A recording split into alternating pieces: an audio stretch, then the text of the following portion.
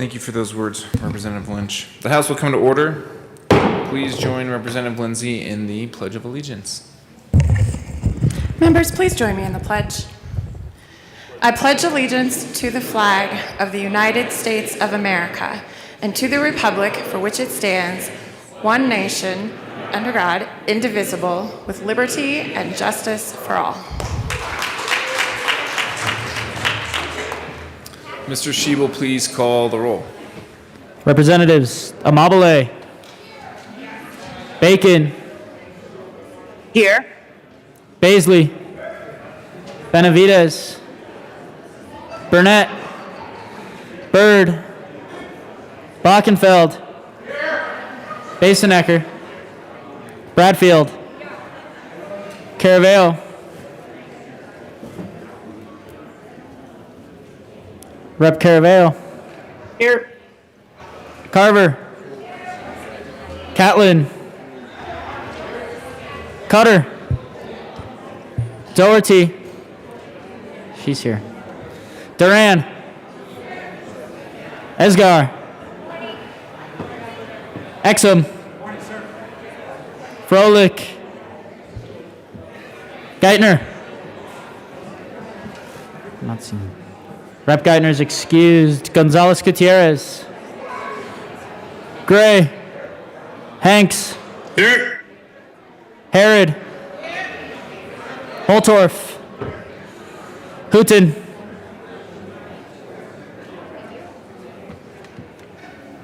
Rep. Hooten is she's excused. Judah, Kennedy, Kip, Larson, Lindsay, Wantine, Luck. Rep. Luck is excused. Lynch, McCluskey, McCormick, McKean, McLaughlin, Michelson Janae, Mollica, Neville, Ortiz, Here. Pelton,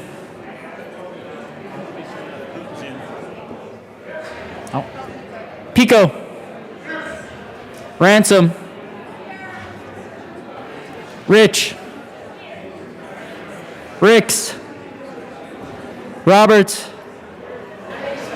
Sandridge, Sirota, Snyder, Soper, Sullivan, Tipper, Titone, Rep. Titone, she's on the, okay. Here. Valdez A.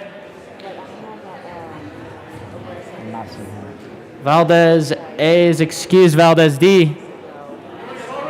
Van Beber, Van Winkle, Here. Weissman, Will, Williams, Here. Woodrow, Woog, Young, Mr. Speaker.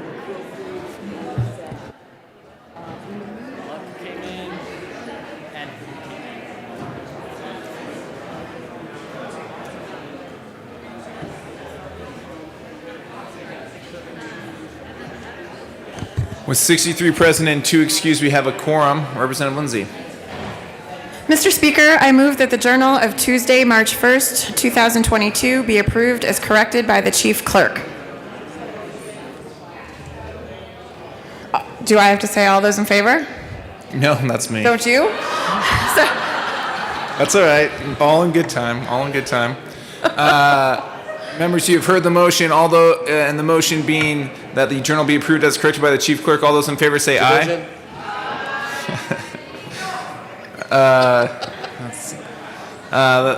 All those opposed, no. That was a beautiful no, but the ayes clearly have it, and the motion's approved. Announcements and introductions.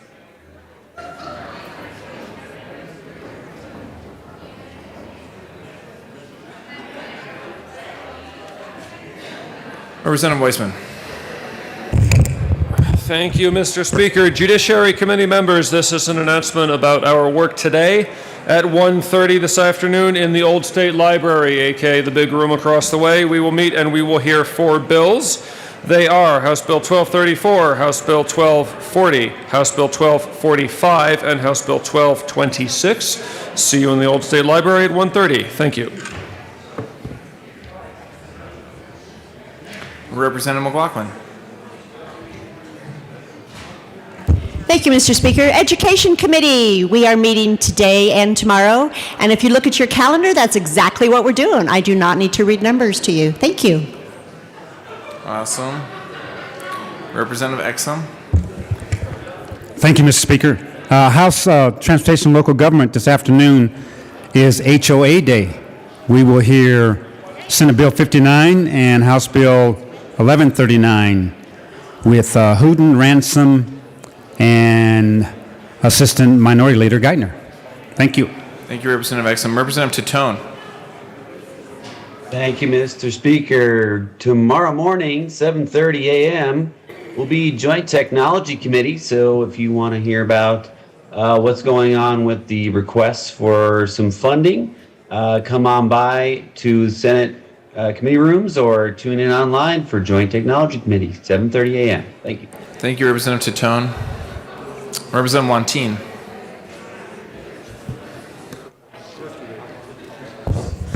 Thank you, Mr. Speaker. Health and insurance, we are meeting today at 1:30, room 112. So remember, 1:30, 112, health and insurance members, please be on time. And we are hearing today House Bill 1122 and House Bill 1144. See you there.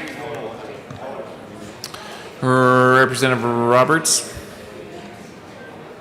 Thank you, Mr. Speaker. House Business Affairs and Labor Committee, we will meet 10 minutes upon adjournment this morning. We have 1 bill on our calendar, Senate Bill 45. House Bill 1222 has been moved to a different date, so just Senate Bill 45 today, 10 minutes upon adjournment. Representative Will. Thank you, Mr. Speaker. It's an honor to serve with you. Honor to serve with you too, Representative Will. I would like to have the Capitol Choir come down. We have a birthday today. All right. Come on down.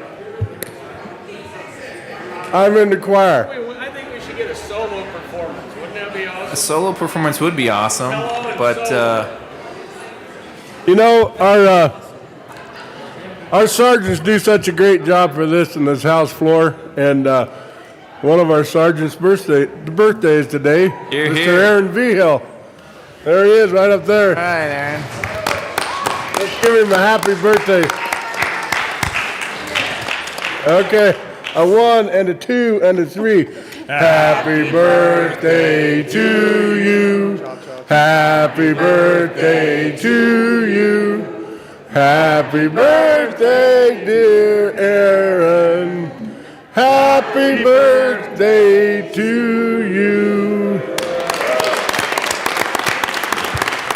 Here's a solo part. May the dear Lord bless you, shower graces on you. May the dear Lord bless you, Aaron. May the dear Lord bless you. Thank you, Representative Will. Happy birthday, Aaron. Thanks for everything you do. Further, Representative Holtorf.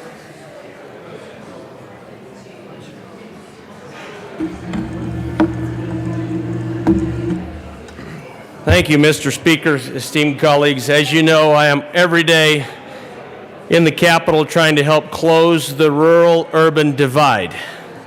Many of you may know that today is the 30th annual Colorado Agricultural Forum that's being held at the Renaissance Hotel off of Quebec Street in Denver.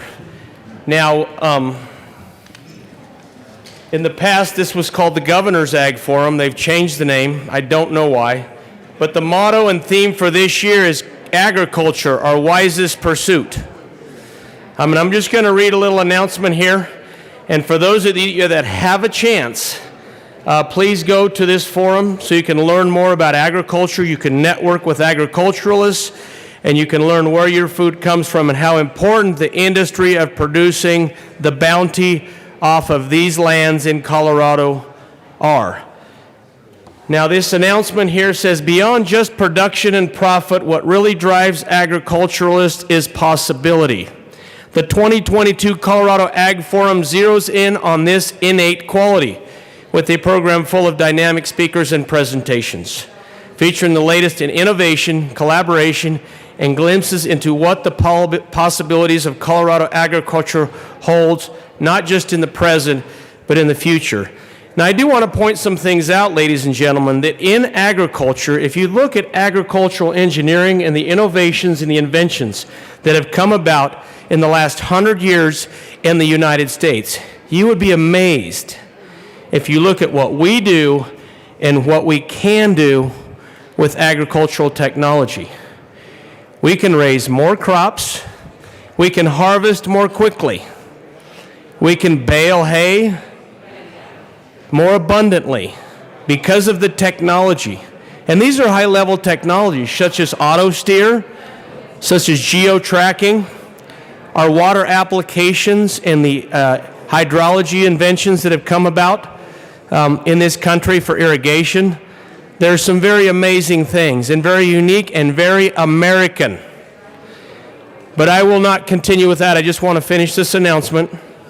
The Colorado Agricultural Leadership Program is pleased to once again host the Colorado Ag Forum. With this year's theme, Agriculture, Our Wisest Pursuit. Promising a full day of networking and discovering what lies ahead for our state's second largest economic driver. Make no mistake about it. Agriculture is Colorado.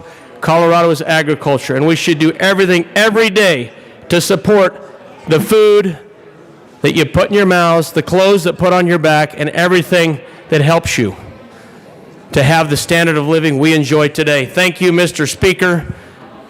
Thank you very much for your attention, and let's support agriculture. Thank you, Representative Holtorf. Further announcements and introductions. Representative Byrd. Mr. Speaker, I have a tribute and ask that it be read at length. Members, we have a tribute. If you don't mind directing your attention to the well.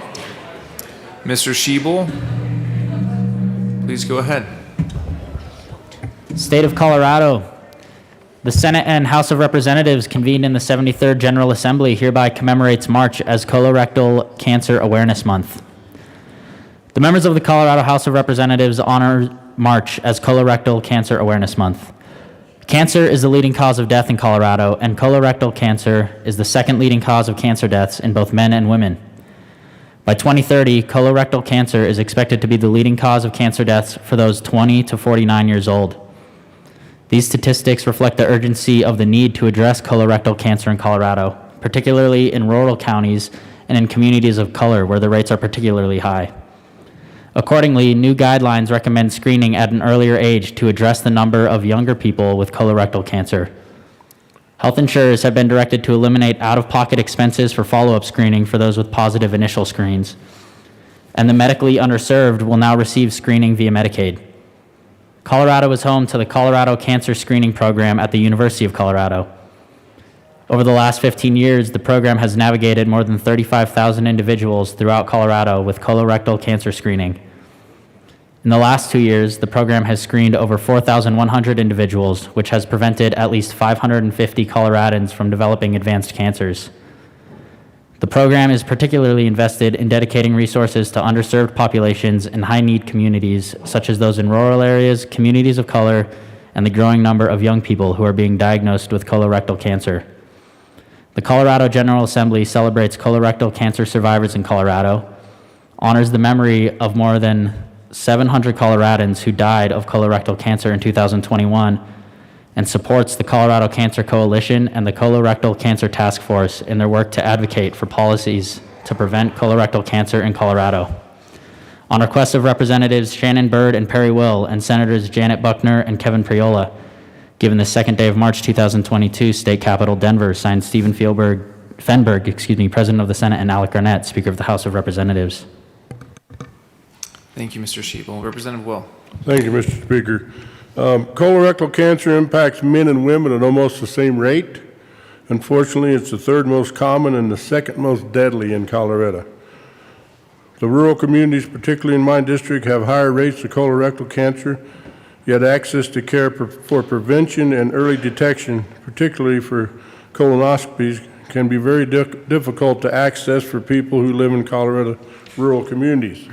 Rural Coloradans are more likely to have public insurance or be uninsured compared to our urban Coloradans, and so Medicaid deciding to include colorectal cancer screenings is a quality measure will ensure colorectal cancer has more attention, and with those with Medicaid will likely see greater improvement in care and access to colorectal cancer screenings.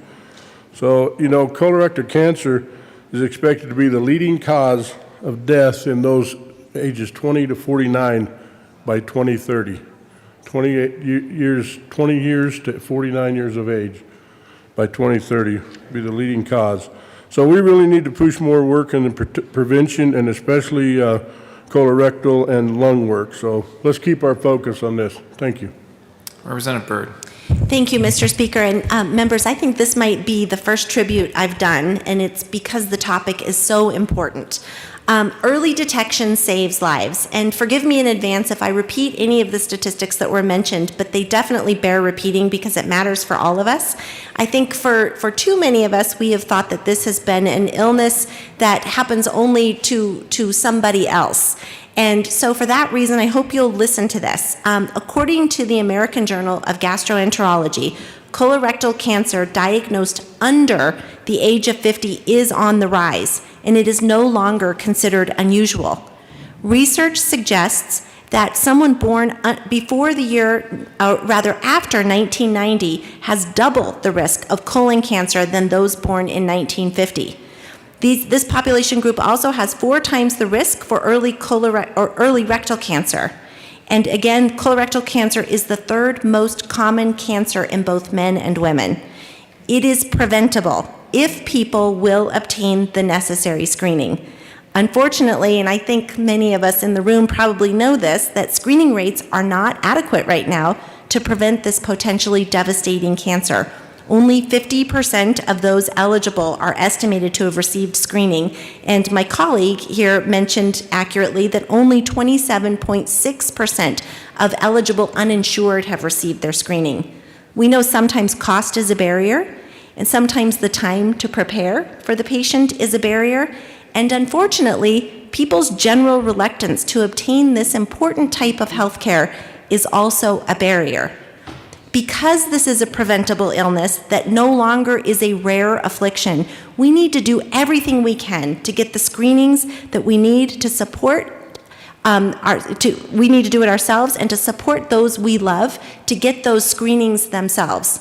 Because you never know, the life you save might be yours or someone else who you love. So please get a screening if you haven't done so. Thank you.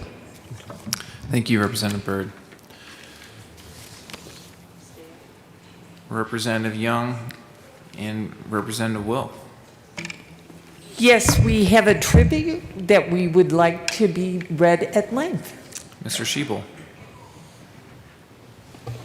State of Colorado. The House of Representatives convened in the 73rd General Assembly hereby recognizes Hospitals on the Hill Day. Colorado hospitals stand at the ready 24 hours a day, 7 days a week, 365 days a year to provide compassionate, life-saving care. Even in the midst of a pandemic, Colorado hospitals stabilized 1.5 million people in the emergency department, delivered 57,000 babies, and provided more than 6.5 million outpatient visits. Colorado hospitals are bedrock institutions in our community, employing more than 96,000 employees statewide and serving as the largest employer in 11 of 14 regions of the state, providing more than $40 billion in economic impact each year, including nearly $5 billion in our rural communities. But it is these past 2 years where Colorado hospitals have stood out nationally. They have served as the front line of our state's battle with the virus by administering more than 1 million tests, vaccinating more than 800,000 Coloradans, but also caring for the more than 50,000 Coloradans who fell ill with the virus. The incredible strain placed on Colorado hospitals by COVID-19 cannot be understated. It has yielded negative impacts totaling more than $1 billion and put immeasurable burden on hospital workers, providers, and administrators. In honor of their unwavering commitment to our state every hour of every day, the Colorado House of Representatives offers this tribute in recognition of Colorado Hospital's contributions to the state of Colorado. On request of Representatives Mary Young and Perry Will, given this second day of March 2022, State Capitol, Denver, signed Alec Garnett, Speaker of the House of Representatives. Representative Young. You've heard the facts, but we have lived through 2 years of an epidemic, pandemic, and we all have been impacted by the strength and vitality of our hospital system and what they have offered to us and our families. I want to thank the hospitals again from my heart with deep gratitude. And I want to highlight a couple people in this chamber who have contributed to the work of hospitals. First, Representative Kyle Mullica, and not only for his work, but also for the sacrifice of his family, who has been impacted by his work.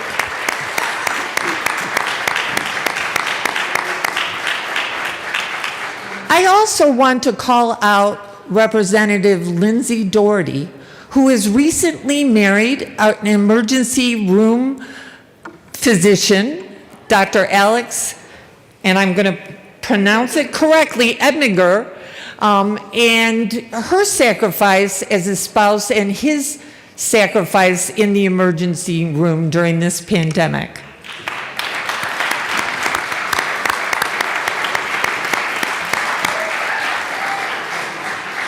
We are joined by people here celebrating Hospital Day. They will be joining us all day, so please reach out to them and thank them individually. I will turn the mic over to Representative Will. Thank you, Representative Young. Thank you, Mr. Speaker. So the Colorado Hospital Association, having Hospital on the Hill today, is a leading voice of state's hospital communities representing 110 hospitals and health systems throughout Colorado. And as Representative Young said, you know, in the past 2 years where Colorado hospitals have stood out nationally, I know our rural hospitals truly have. During the pandemic, Colorado hospitals served as the front line of our state's battle with the virus by administering more than 1 million tests, vaccinating more than 800,000 Coloradans, but also caring for the more than 50,000 Coloradans who fell ill with the virus. Incredible strain the COVID-19 pandemic placed on Colorado hospitals cannot be understated. Financially, with negative impacts totaling more than $1 billion, but also the immeasurable burden on hospital workers, providers, and administrators. In honor of their unwavering commitment to our state every single hour of every single day, we offer this tribute in their recognition of the Colorado Hospital's contributions to the state of Colorado. Let's give them a big hand.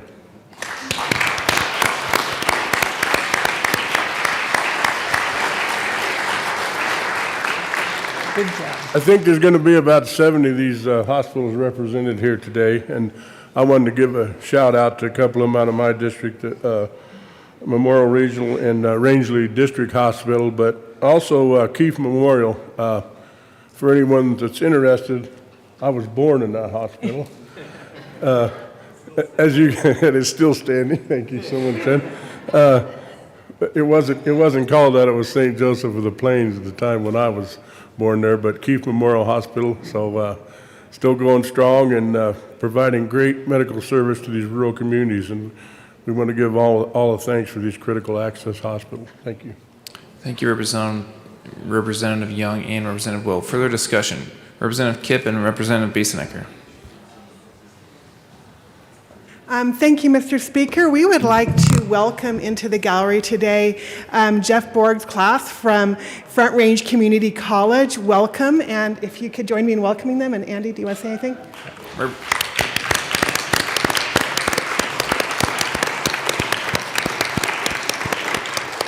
Representative Basenecker. Thank you, Mr. Speaker.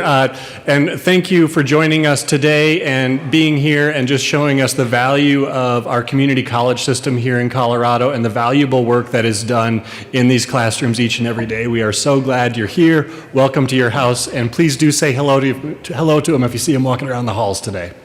That's great. Thanks so much. Welcome. Minority Leader McKean. Thank you, Mr. Speaker. Welcome. And I tend to get up when we're talking about community colleges because my son got home from work last night. I was heading off to caucus. He couldn't go to caucus with me because he had to go to class. He had to go last night was automatic transmissions and something else. But here's the deal. He can work a full-time job. He can come home, eat a little bit of dinner, and then leave for the next 5 hours to go to class, come home exhausted, still have to do homework, and he can do that because y'all. Thank you. Welcome. Further announcements or introductions. Representative Gray. Thank you, Mr. Speaker. Today is March 2nd, which is a day that most people probably don't have marked on their calendar, but I've never done this before. I probably won't again. 4 years ago today, this chamber took one of the most courageous actions that I've ever seen. 4 years ago today, for the first time in over a century, we expelled a member of this chamber for the way he was treating the other folks who are around here. Many of you were here that day. Many of you are not. But I want to commemorate the courage of those who were here that day. And I want to also remind everyone that the work in the area of stopping mistreatment of employees, of lobbyists, of each other around here, the work isn't done. We're still doing it today to this day, but it was 4 years ago today. It was the day I was most proud of this chamber than I've ever been, and most proud of a great number of people who are in this room right now. So thank you, and please keep up the work. Further announcements and introductions. Seeing none. Majority Leader Escar. Thank you, Mr. Speaker. I move to lay over the third reading of bills till tomorrow, Thursday, March 3rd. Seeing no objection, the third reading calendar will be laid over one day till Thursday, March 3rd. That brings us to general order, second reading of bills. Representative Lindsay.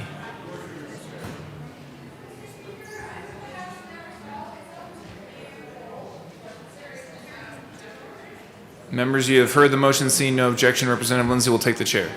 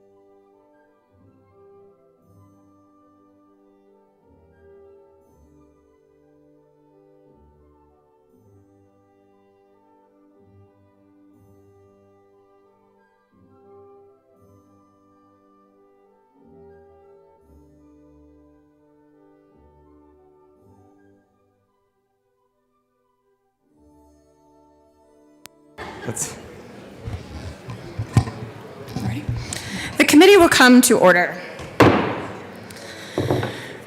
With your unanimous consent, the bills will be read by title unless there is a request for reading a bill at length. Committee reports are printed and in your bill folders. Floor amendments will be shown on the screen and on your iPads. Bills will be laid over upon motion of the majority leader, and the court rule is relaxed.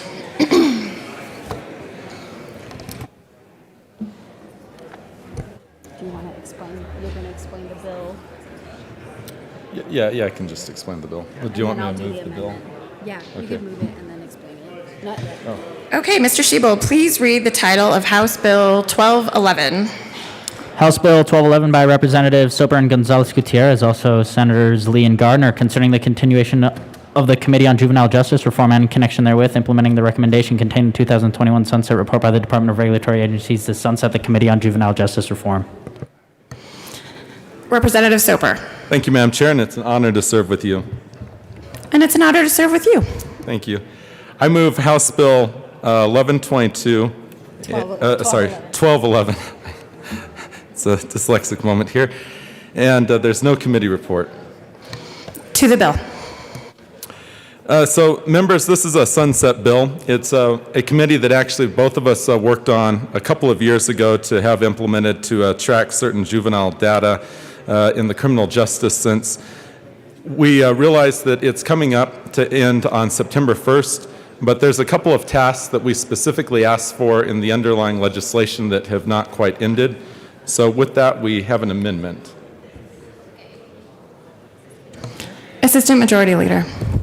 Thank you, Madam Chair. And Representative Soper, you said 1122. I think you were channeling my birthday.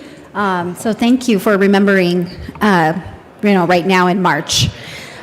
So thank you, Madam Chair. I move Amendment L002 and ask that it be displayed.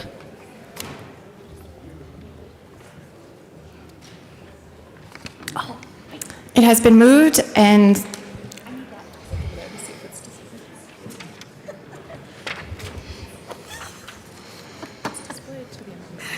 it has been moved and it is displayed, L002, to the amendment. Thank you, Madam Chair. Members, as you heard my colleagues say, there are a few tasks that have not been completed in order for this sunset to end, for this committee to finish their work, and they're pretty important tasks. And so we did work with the division to be able to make sure that we have the ability for this committee to continue their work and complete some very important tasks, such as determining the population of juveniles that should have their validated and risk assessments completed while in custody of DYS or on juvenile probation, addressing the timeframe intervals for which the assessment should be completed, determining how risk assessment results are compiled and shared, and then lastly, collaborating with the Delivery of Child Welfare Services Task Force to share outcomes and outcome measures, and really planning a plan for the State Department of Human Services and Judicial to report their outcomes. I ask for an aye vote on this amendment. Is there any further discussion on the amendment? Seeing none, the question before us is the adoption of Amendment L002. Those in favor say aye. Aye. Those opposed, no. The amendment passes. To the bill. Assistant Majority Leader. Thank you, Madam Chair.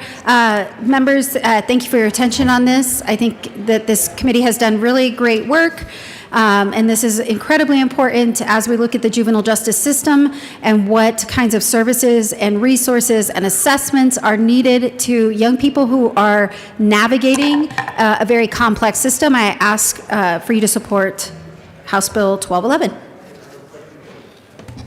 Representative Soper. Thank you, Madam Chair. Yeah, and I would just encourage a yes vote. This allows the agency to finish the tasks which we directed them to do. So thank you.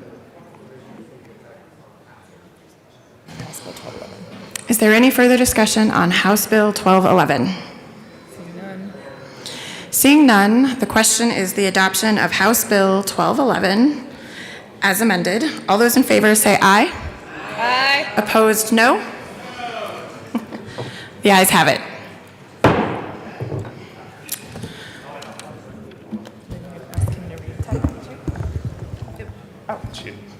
House Bill 1211 is adopted. Thank you for your patience. We have a... Mr. Shebel, please read the title of HB 1092.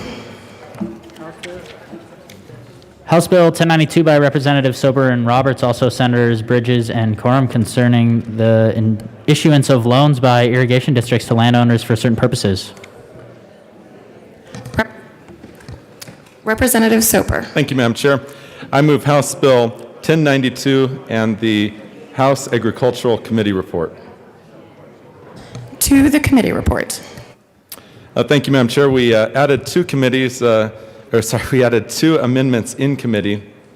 One was for the treasurers to make sure that they had a tiny bit of a fee to the loans to be able to administer this.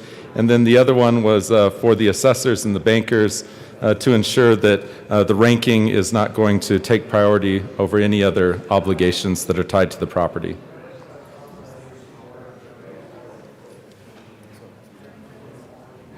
Is there any further discussion on the committee report? Seeing none, the question before us is the adoption of the committee report. Those in favor, say aye. Aye. Those opposed, no. The committee report passes. To the bill. Representative Soper. Thank you, Madam Chair.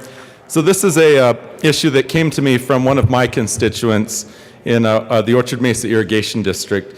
And one thing that they said was, Matt, we can deliver water in the canals. But then once we turn it down the laterals, those are the ditches that take the water from the canal to the individual farm or orchard or vineyard, those may be unpiped and unlined, and we lose a lot of efficiency. And he said, I've come up with a really good idea. If we could borrow money and then pass it on to the land owners within the irrigation district, still as a loan, but where they're paying it back through their assessments over a long period of time, we would be able to administer the full work of lining or piping the lateral ditch, achieve the efficiencies, know that it's done right, and have a win-win situation. It's not a grant, it's still a loan, they still have to pay the obligation, but it can be slowly paid off over a long period of time. And that's what's before you today. Representative Roberts. Thank you, Madam Chair. Thanks to Representative Soper for having me on this bill. This is a great bill because what we heard in committee is there are irrigation districts that are asking for this flexibility. They have their members who want to invest in efficiency programs so they can use their water more efficiently, which we know is vitally important in our state right now. And this bill gives them the tool to do that if they want to. It's a voluntary program. As Representative Soper said, it's still a loan that they need to pay back. I want to thank the bankers and the county treasurers who worked with us on these amendments to make sure that this will work logistically on the ground. But this is a great bill to conserve more water in Colorado and protect and promote agriculture. I'd ask for an aye vote. Is there any further discussion? Representative Pico. Thank you, Madam Chair. Just one quick question for the bill sponsors. I think the way I read that, and if you could just clarify, that if one of these districts makes a loan, they cannot raise their tax assessment on the property owners to pay back the loan or guarantee the loan. Representative Soper. Thank you, Madam Chair. Representative Pico, yes, that's correct. They wouldn't be able to go ahead and raise the tax assessments to pay for it. While it's still attached to the assessments as a loan repayment, it's not a tax because they're slowly repaying the loan, and it's only for the land in which the lateral runs over, in which the improvements have been made. Is there, Representative Catlin. Thank you, Madam Chair. Welcome to the House. It's an honor to serve with you. It's an honor to serve with you, Representative Catlin. Thank you very much. Members, this is an opportunity for us to take a look at the future. We've got hundreds of years and thousands of miles of open, earthen canals and laterals. Laterals are simply ditches that serve agriculture in the state of Colorado. But we are not doing anything about modernizing these delivery systems. We talk about on-farm modernization. We talk about, oh, I can irrigate from the palm of my hand with my cell phone. But the delivery system from the river, from the lake, wherever you get your water, runs in an open canal, earthen more than likely, gets to the head gate to turn into your place, or down the ditch to take water to your place, and it's nothing but a dirt ditch that they dug in 1902. This bill will give those people that are on that earthen line ditch the opportunity to incorporate. When they incorporate, then go to the irrigation company that manages the major canal and borrow money through that irrigation district, and then allow those individuals to repay that loan to the district on a 30-year contract or whatever they negotiate. The low-hanging fruit in water conservation is modernization of the delivery system. It's not necessarily building new systems and all of those things, but pipe and concrete can save the state of Colorado over 30% of the water that we deliver. This is a first step. These two sponsors have looked at it, asked from from their constituents. This will work. It's very limited. It won't work for everyone, but the idea that people can incorporate, borrow money, and improve their delivery system is good for them. It's good for their district, and it's good for you because it saves water that the state of Colorado is going to critically need before most of your terms are done. Good bill. Vote yes. Representative Von Beber. Thank you, Madam Chair. As someone who's spent her entire formative years living on a farm, working for the water, setting irrigation tubes by the hundreds of thousands on both the dirt ditch and the cement ditch, this bill is fundamental to how the water actually gets to the food that we grow so that society can continue. And so if you wonder where are the building blocks at, this bill is the bill. And so this is a great bill in that we provide a fundamental need to our folks in agriculture so that they can conserve water in a way that this state desperately needs. This is a great bill. I urge a yes vote on this bill. Thank you. Representative D. Valdez. Thank you, Madam Chair, and it's an honor to serve with you. It is an honor to serve with you.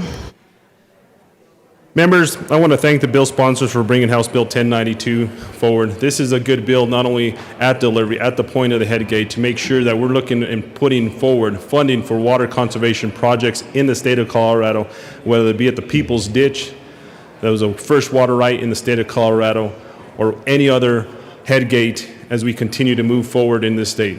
This is a good bill, and you have my full support on it to continue to move agriculture and water conservation forward for our farmers and ranchers in our community. Thank you. Representative Will. Thank you, Madam Chair. It's an honor to serve with you. It is an honor to serve with you. I come up here in strong support of this bill. For the 16 districts in Colorado, anything we can do to improve water delivery systems in this state is perfect. It's a great bill. Thank you. Is there any further discussion? Seeing none, the question before us is the passage of House Bill 1092. All those in favor say aye. Aye. Those opposed, no. The ayes have it. House Bill 1092 has passed. Mr. Schiebel, please read the title to HB 1168.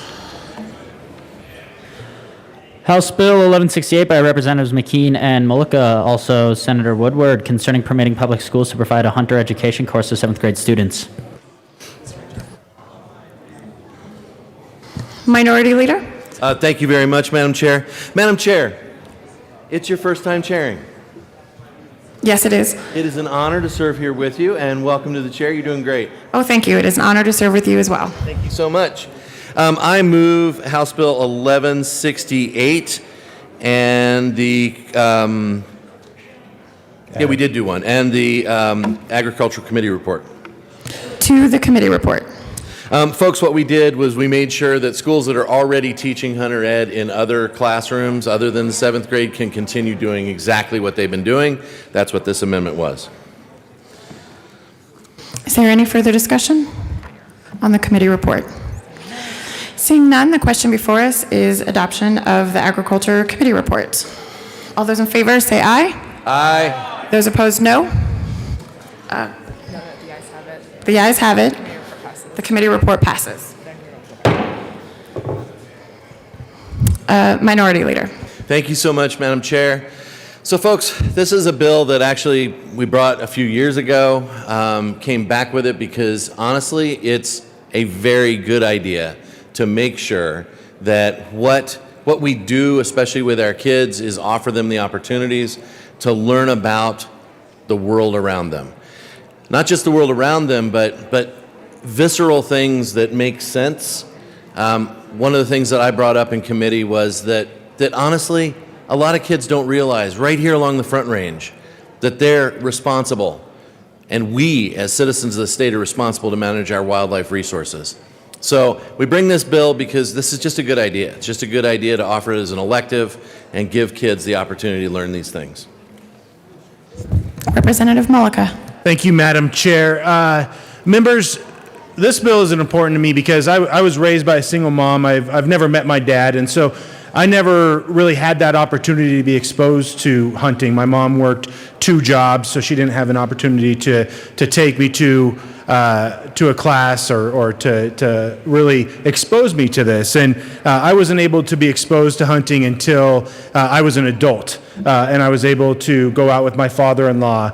And it really was a life-changing experience. It exposed me to nature in a way that I had never been exposed to before. And it made me appreciate it at a level that I had never appreciated it before.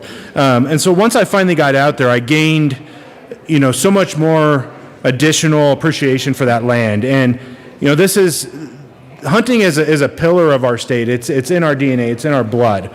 And we as hunters, we're ingrained with that intimate respect for nature and the environment in order to feed our families.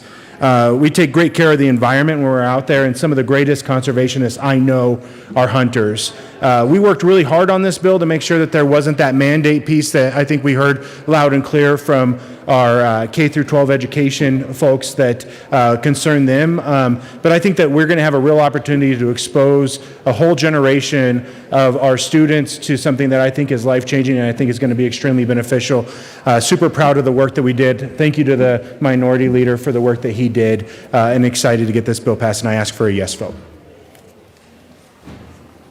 Representative Neville. Thank you, Madam Chair. And I just have a serious question as I look at this for either sponsor, if you want to take a look at this. Support the concept. I understand some schools are already doing this now. My concern is at the bottom of page 2 where it says an individual or entity to provide a hunter's education course at no cost to the local education provider. And then it goes on to kind of have similar language down at the bottom of page 3 saying that they can do this, but it has to be at no cost to the education provider. And so my concern is we already have some schools that are doing this, some CSI chartered schools. I think Air Academy does this. Would this limit them from being able to do it if they want to do it from their own funds? Would they have to find other funds to do it if they're already doing it? I'm just curious if that's a limiting factor at all. Minority Leader McKean. Thank you so much. Representative Neville, thank you. Great question. And honestly, that's kind of why we came to this language, which says at no cost to them, because the only cost truly are the materials, which the Division of Parks and Wildlife have as their curriculum, there to find, there to see, all of that. That actually is the only cost, and I think you've been through Hunter's Ed. Really it's just having that location and having the school have that permissive language to say, you can offer this as an elective, there'll be a qualified instructor at no cost to the school, so it's not an unfunded mandate. Representative Holtorf.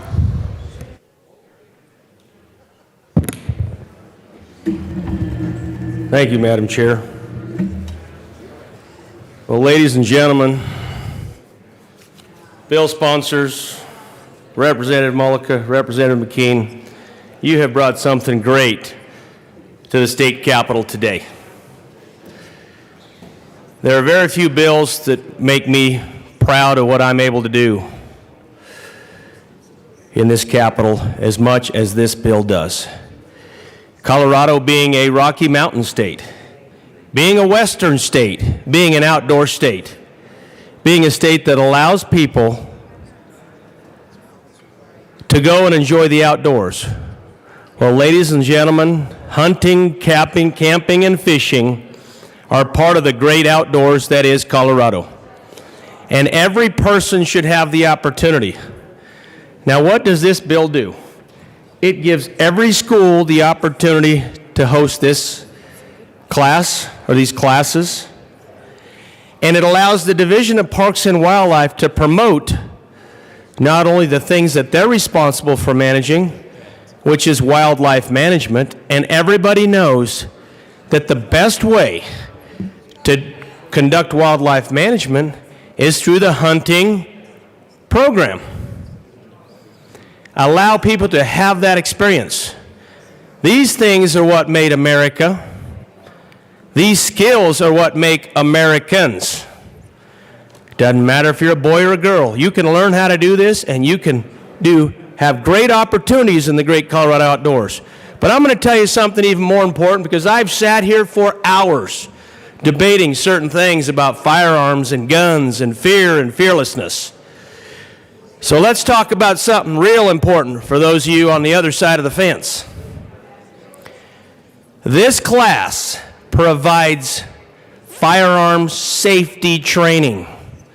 This class provides the opportunity to learn and respect firearms for what they are and what they're capable of doing and how they should be properly utilized. Make no mistake about it. I would not even be surprised if this bill saves lives, saves the lives of our youth, because young men and women will get this education. So I am very excited about that prospect and that opportunity. Firearms use, firearms handling, firearms safety, the respect for firearms, the understanding of firearms, every class, caliber, every size, every model. You learn so much from this training. I am so proud of the two co-sponsors here that my heart swells up. Thank you, bill sponsors, for bringing this incredible legislation. Representative Van Bibber. Thank you, Madam Chair. As a former educator and someone who supports the Second Amendment with all of my heart, I can't think of a more appropriate bill in a state where nearly 70% of the state is rural and frontier. If there's any place where this kind of education applies in the Union of the United States of America, it would be Colorado. So I am in defense of the safety and proper handling of a tool that will allow us to create a strong biosystems and ecology, to support the practice of hunting, and to ensure that when we want to use a weapon as a tool, in order to protect ourselves, our family, our home, or our environment, that our youth is ready and prepared to do so. I am in definite support of this bill, and I thank the bill sponsors for bringing this to the table so that we can do something that's common sense, that's prudent, and that's appreciated. Representative Will. Thank you, Madam Chair. It's an honor to serve with you. It's an honor to serve with you. Now, I'm in strong support of this bill, and I want to thank the bill sponsors. I have to tell you, since I've been here in this legislature, this is probably the most enthusiastic bill I've seen that I can get behind. It's a wonderful bill. As many of you know, I spent over 40 years as a game warden with Colorado Division of Wildlife and then Colorado Parks and Wildlife. I taught hunter education, firearm safety, my entire career. There's kids who are now adults. I ended up teaching kids in junior high and then later on teaching their kids hunter education. So, and I taught that in the schools. I taught it elsewhere, but also taught in the schools. I can tell you when I first became a warden over in Rifle, Colorado, the principal of the schools there, her name was Bubbles Starbuck. It was a requirement that every student took hunter education and firearm safety. Hunter responsibility, firearm safety, and hunter education. This is a wonderful bill.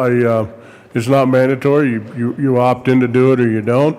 But also, all of my granddaughters have completed this course. I can tell you, I go hunting with them. I'm around them when they're handling firearms. And they're some of the safest kids I've ever been around. Kids absorb this. They understand it. And when you're getting them in, 6th, 7th grade, I found that at about the age of 11 was about the perfect time. I remember these kids are so sharp and they understand this and they absorb it and they get it. I'll tell you a little story about a kid one day. We were talking about, in hunter education, firearm safety, we were talking about gauges of shotguns and how those are measured. Well, a 12 gauge, it takes 12 lead balls that diameter to weigh a pound. 20 gauge, it takes 20 lead balls that diameter to weigh a pound. So I asked the kids, I said, what about a 410 shotgun? This kid that quick goes, it should be a 67 gauge. And that just awed me because these kids are so sharp and they understand it and they get it. And without taking up the rest of your time, I can talk all day on hunter education and firearm safety, trust me. And I know the benefit of it. I not only know, I've seen it, observed it my entire career. This works. This is a wonderful bill, and I couldn't support it more enthusiastically. So thanks to the bill sponsors, and I can't wait to vote yes on this bill. Thank you. Representative Catlin.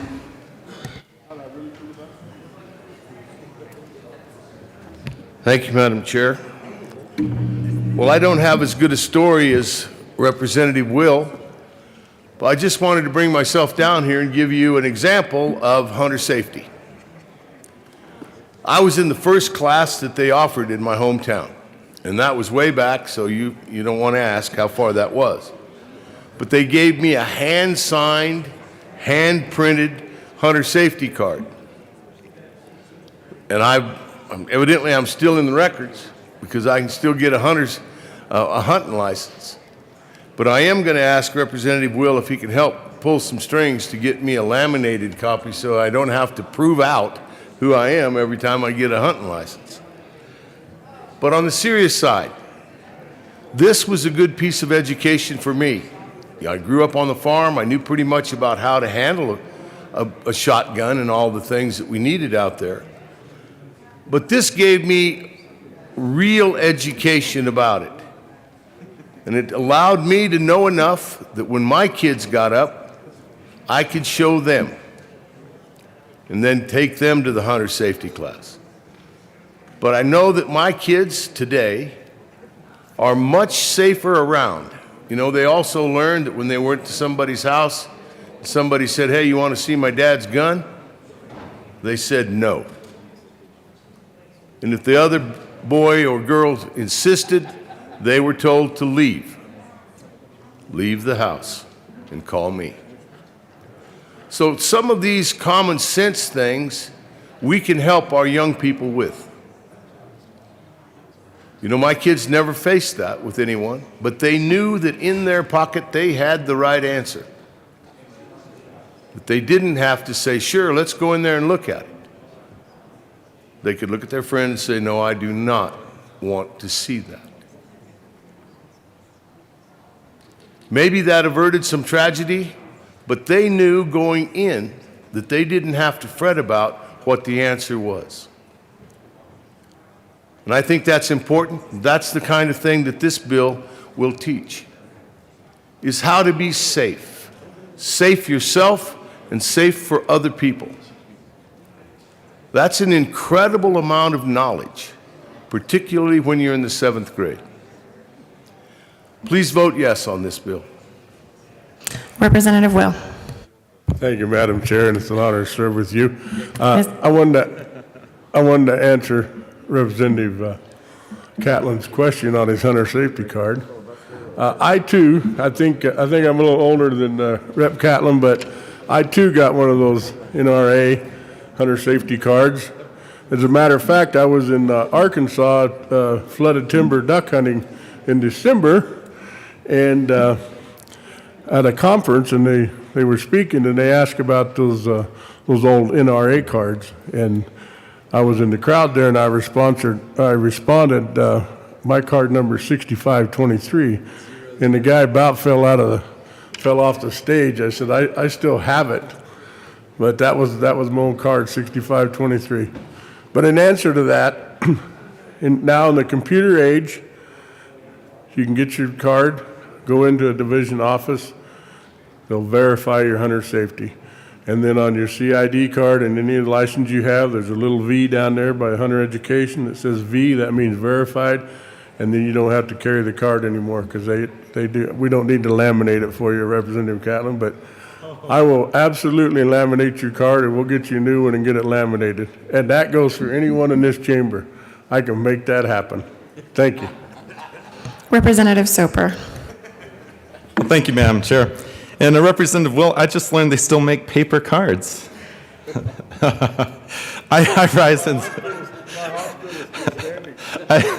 rise in strong support of this bill. I'm a big proponent of hunters' safety education. Kind of interesting, but when I was in college, one question that came about was when looking at shootings, how many of those individuals had actually had a hunter's education course? And so one of our political science classes actually delved into that and looked across the United States. We could not come up with one person that had ever had hunter's safety education, which is interesting. I know that the most dangerous person that I've ever been around is someone who's never held a gun and wants to hold one. So if we can teach our kids how to handle a firearm safely and to know that it's just a tool, it's not anything more than that, especially when handled in a safe manner, everyone will be safer off in Colorado. I still remember my hunter's safety course. I took it as a little bit older than some of the other kids who were in the class, and it was always funny because I remember one girl who was incredibly young. I think she was the youngest who could be taking it, and her dad was there. And he said to me, it's good that you're taking this and being able to go out and go duck hunting. That was the first thing I wanted to do, and later on deer hunting. It's a way of life in Colorado, and being able to get more kids out there, to hopefully get more kids inspired to go hunting. It's a pastime in rural Colorado. I can't say enough good things about this, Representative Mullica and Representative McKean, so thank you for bringing this bill. I'm going to be an enthusiastic yes, and hopefully we get some more hunters out there as well. Thank you. Is there any further discussion? Seeing none, the question before us is the passage of HB 1168. All those in favor say aye. Aye. Those opposed, no. The ayes have it. HB 1168 has passed. Mr. Schiebel, please read the title of HB House Bill 1113. House Bill 1113 by Representatives Van Beber and Kipp, also Senator Kirkmeyer, concerning amending the appeals procedure in dependency and neglect cases to minimize delay in achieving permanency for children. Go ahead. Sorry. Representative Kipp.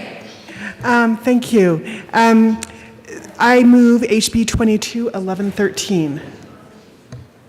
Representative Van Beber. Thank you, Madam Chair. This bill, HB 221113, is a bill brought to you today to unify families, to create the most fundamental unit that allows for us to all prosper as we grow into adulthood.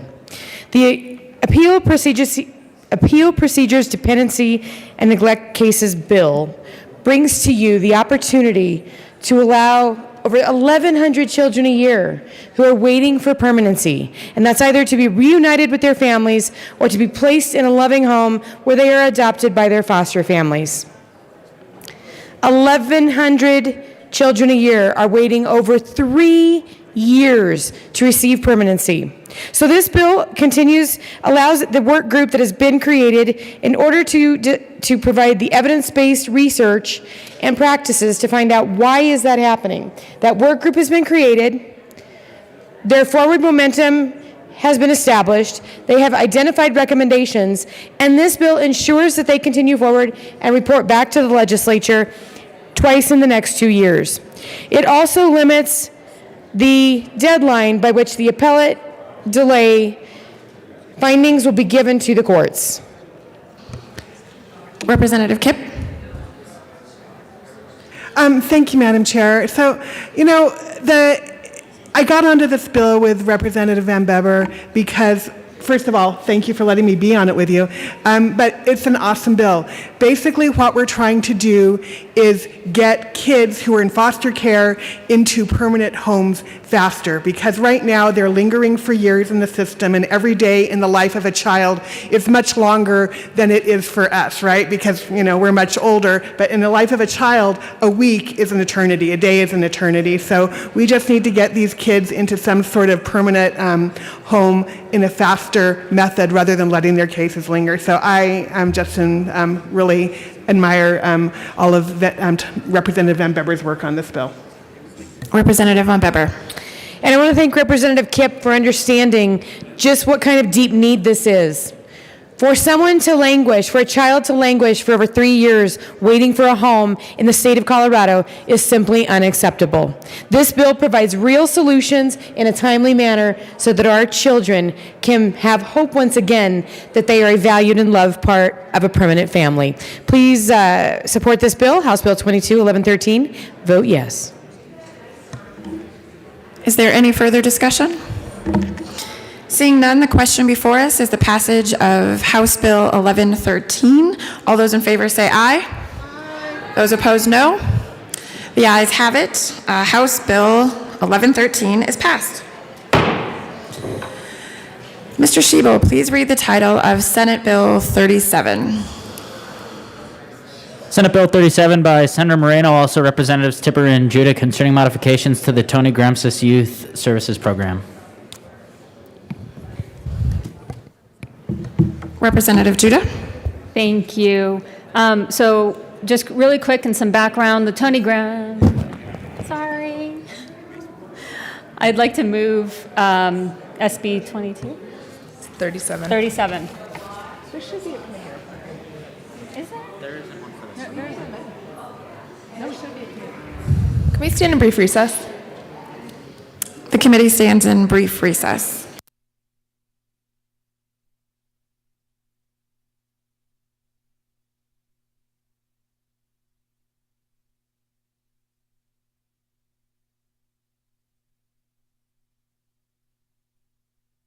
Right. The committee will come back to order.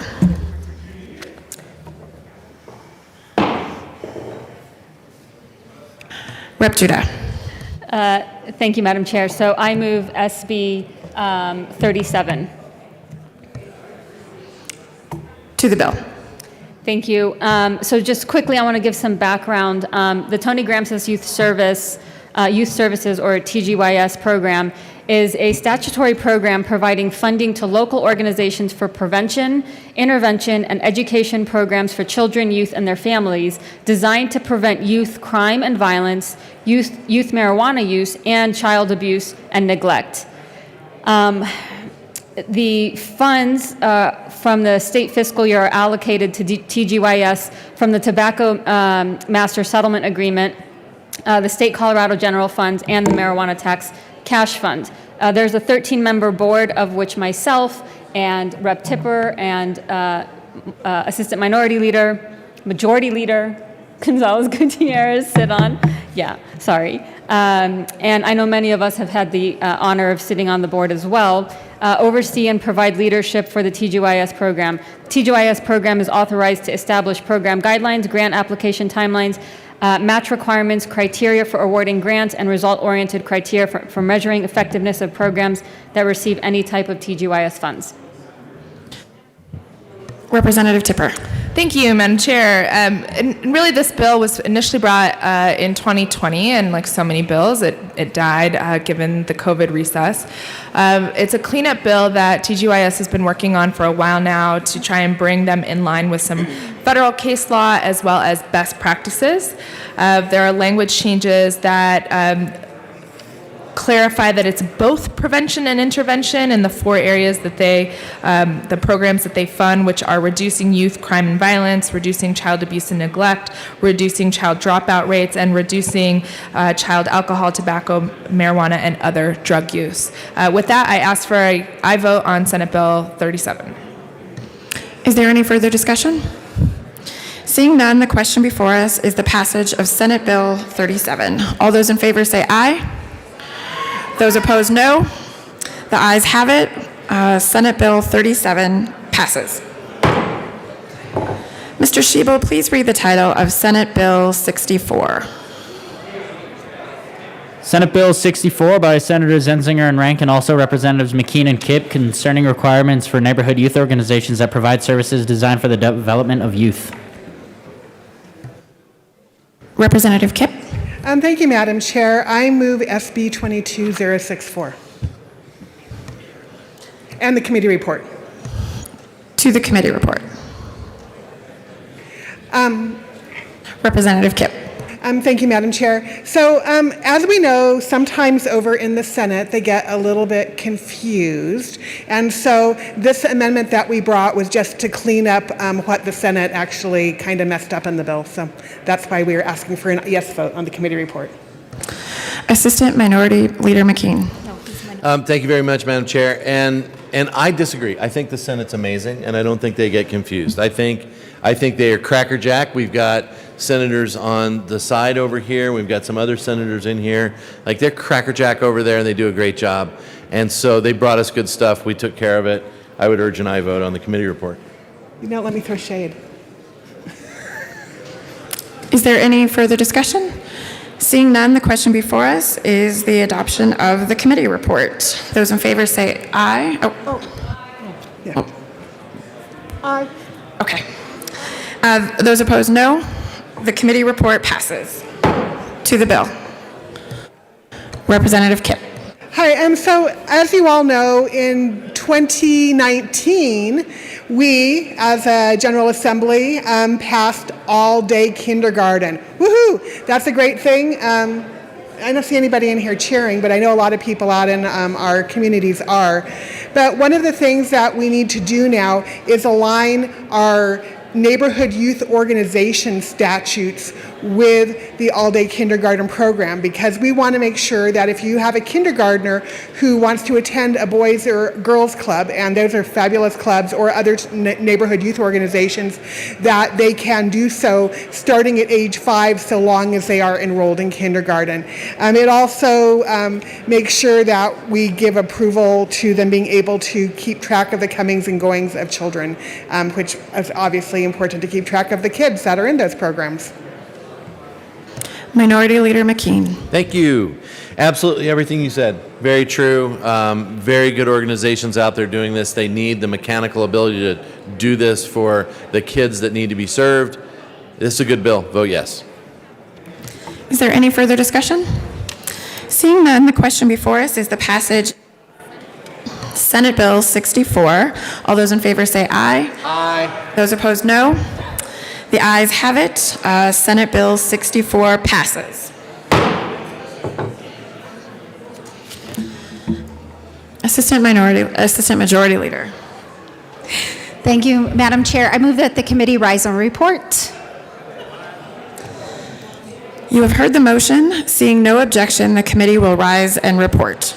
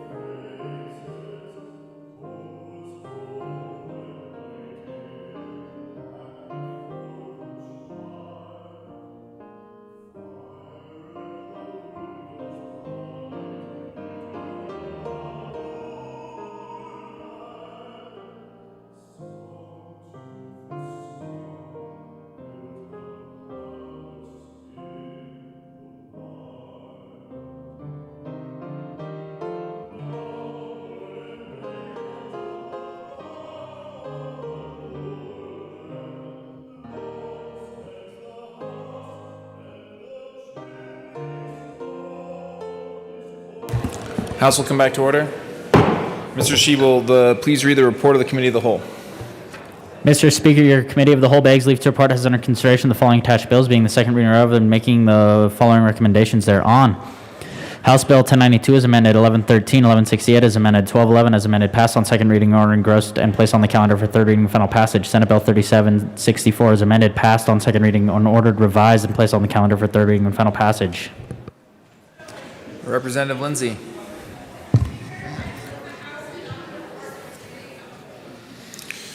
Members, you have heard the motion. There are no amendments at the desk. The question is the adoption of the report of the Committee of the Whole. Mr. Shebel, please open the machine, and members, please proceed to vote.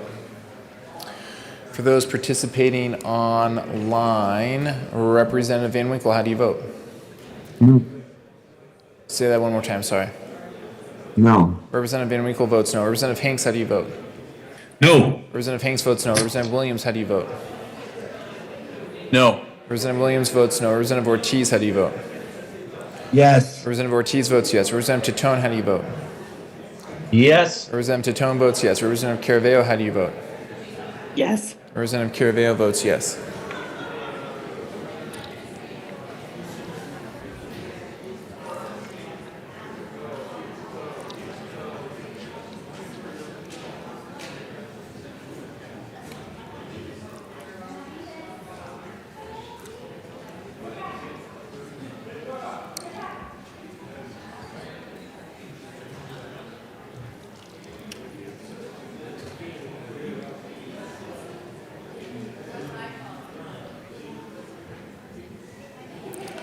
Oh, this is going to be good. You know, I feel bad that, Representative Hoon keeps pointing out the $11.45. $26.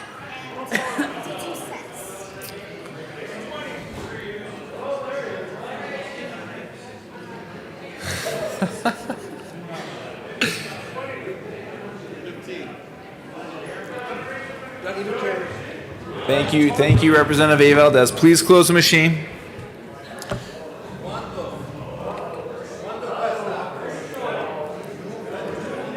$6.77. It wasn't as long as I thought it was going to be, but it will be paid by the whip, it looks like. With 44 aye votes, 20 no votes, and 1 excuse, the report of the Committee of the Whole is adopted. I believe that brings us to the end of the calendar and announcements and introductions. Representative Exum.